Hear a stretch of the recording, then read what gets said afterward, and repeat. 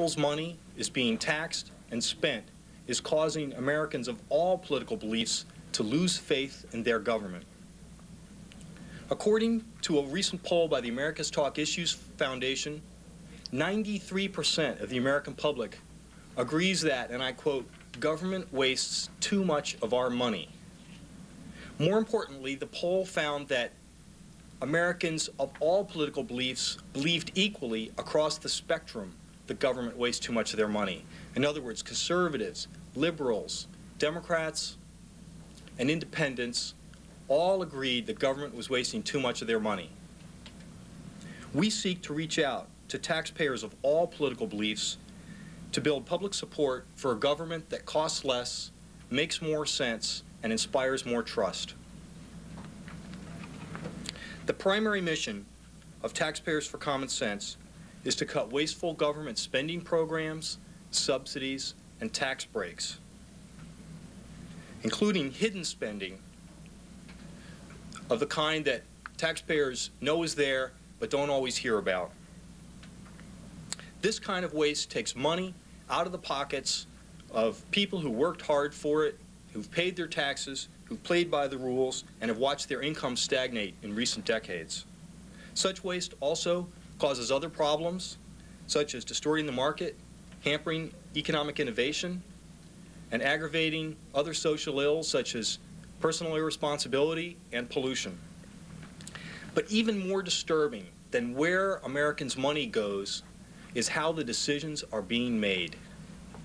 At this moment, when America so badly needs a fresh and open debate about the cost and size of government, instead, the political system is failing. Blinded by ideology or captive of special interests, many sources of information and ideas on our nation's tax and budget problems are losing their relevance or credibility. In the one corner, we have liberals and Democrats and many like-minded organizations who are not serious about balancing the budget or reining in out-of-control entitlements.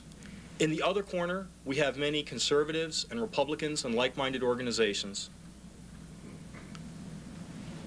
who undermine their own principles of a free market, a balanced budget, and a smaller government by protecting handouts for friendly special interests.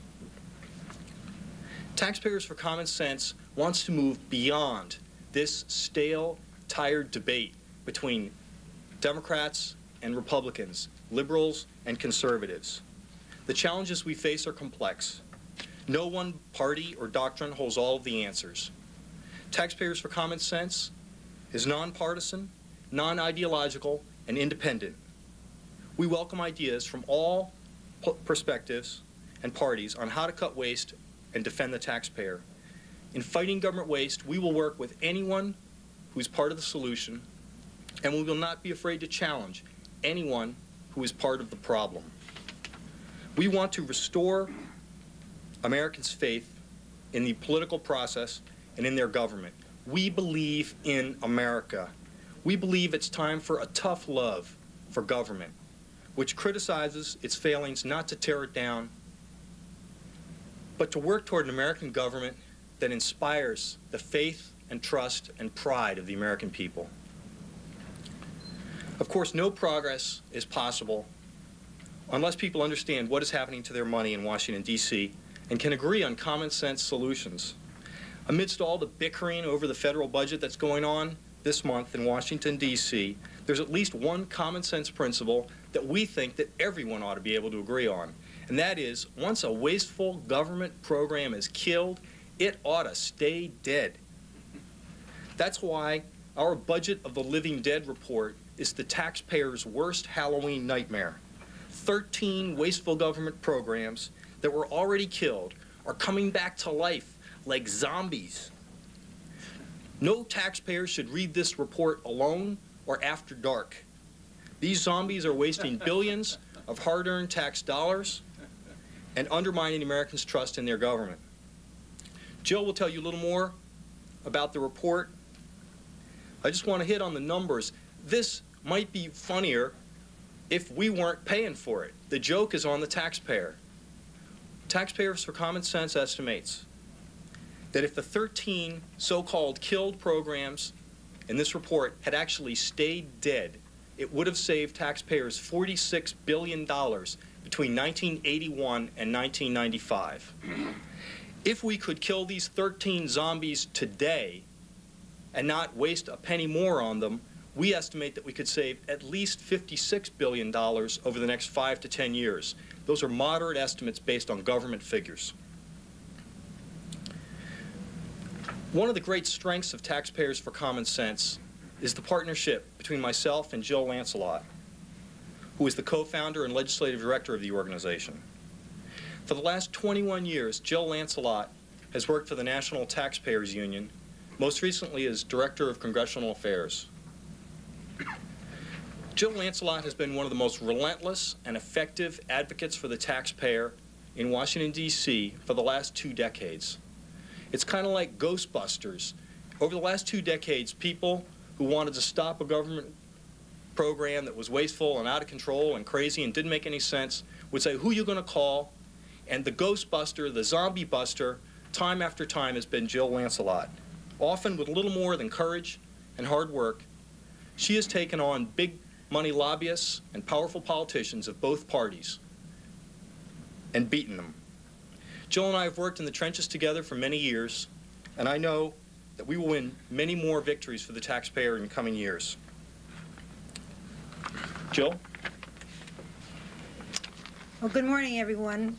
Thank you all for coming. We certainly appreciate it. And Ralph, thank you for that very wonderful and warm and a little funny introduction. Our report, The Budget of the Living Dead, does stem partially from my own personal experience.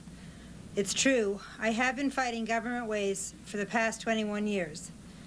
I have been instrumental in forming coalitions that killed numerous government programs, including many of the ones described in this report. I know where the bodies are buried, and I also know when they get dug up. It is like the zombie movie. It's like the zombie movie that we parodied in our report title. These programs are killed, come back to life, and in some cases are killed again to come back a second time. I have had first-hand experience and have witnessed this process over the years. Budget of the Living Dead epitomizes why Americans are disgruntled and cynical about their government. It's no wonder that Americans are losing faith in the political system. While the average taxpayer is asked to sacrifice, the moneyed, powerful, special interests are able to yank out of the grave their own programs. Our report is about how 13 dollar-devouring zombies have come back from the dead to haunt the taxpayers. There are many tricky, many devious ways these programs have come back to life. Some get a last-minute pardon, like the B-2 bomber, who is, incidentally, our Zombie of the Year award. In 1992, Congress capped the B-2 at 20 planes, and in 1993 put a dollar cap on the program. I worked on this issue and was there when those votes took place. And yet, this fall, Congress has come back and appropriated hundreds of millions of dollars for more B-2s. Other programs were revived by a kiss from Prince Charming. An example of this is the Auburn Dam. Auburn Dam is being reborn with the help of Representative Doolittle, who not only represents the district where the dam is being built, but also is chairman of the subcommittee that has jurisdiction over the project. Again, I was there when the amendment to terminate this project won on the House floor in 1992. Another program getting a kiss from the Prince is the Tongass Forest Timber Mandate. I worked on the Tongass Timber Reform Act, which was passed in 1990. The act directed the Forest Service to sell timber at fair market value. And now the senators from Alaska, Senators Murkowski and Stevens, have revived the Tongass Timber Giveaway that was eliminated by the Tongass Reform Act. Still others seem to have entered the Witness Protection Program by changing their name. Plutonium reprocessing fits that category.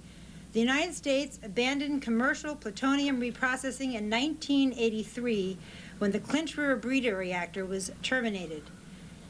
I was there when that happened because I was a founder of the Taxpayers Coalition Against Clinch River and was there when the Senate killed the project, despite the fact that Howard Baker was majority leader and Clinch River was going to be built in his home state. Then, reprocessing was reincarnated when the Advanced Liquid Metal Reactor was proposed. First, the ALMR was touted as a breeder, but proponents realized, whoops, been there, done that. So they called it actinide recycling. Again, a new mask for the same program. I worked this issue and was there when the Advanced Liquid Metal Reactor died in 1994. Now plutonium reprocessing rises from the dead once again under the name pyroprocessing. So, I think it is quite clear that when lawmakers should have been writing epitaphs for these programs, instead they were writing checks on the nation's already overdrawn bank account. I am very pleased to announce that we have the Senate's #1 budget reformer, the Senate's #1 waste eliminator, Senator William Proxmire. He has graciously agreed to be honorary chairman of the Common Sense Advisory Committee for Taxpayers for Common Sense. Senator? Thank you, Jill. Ralph? Well, I'm not only proud, I'm delighted to be here and so happy to see this organization carry on as they have. You know, the trouble with the economy and getting economy in government is we don't often have the specifics that the American newspapers and radio and television can talk about. And if you just say that we're spending too much, that's not enough. And we know we have fantastic waste in the military. Here, the Cold War is over. The Soviet Union no longer exists. We spend as much as all the other nations in the world combined. And that's why the budget of the living dead here, which has so much stress on waste and defense spending, is so useful. Until the taxpayer and the voting public gets a notion of the specifics of the failure, it's not enough to talk about how they were spending too much on defense. It's necessary to show the actual waste, big and small too. And I'm just delighted that this is what these two fine people and others in their organization are determined to do. And certainly it's a great gift to the American taxpayer that they're on this ascent, and it's a good thing for the American press. And by press, I mean, of course, the TV too, that you have that they're working on the specifics. Thank you very much.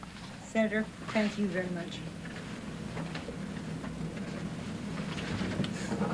I'd just like to note for people for whom this might not be clear that this is the first press conference to announce the formation, the creation of a brand new nonprofit public interest organization dedicated to fighting government waste. We are starting here by releasing our report, and we'll be having many more reports and much more good policy work in the years to come. We invite American taxpayers from across the country, and especially from all political perspectives, join us. Let's use common sense. Let's get control over our money, the money you send to Washington. It's our money, and if we all stick together and use common sense, we can beat the special interests.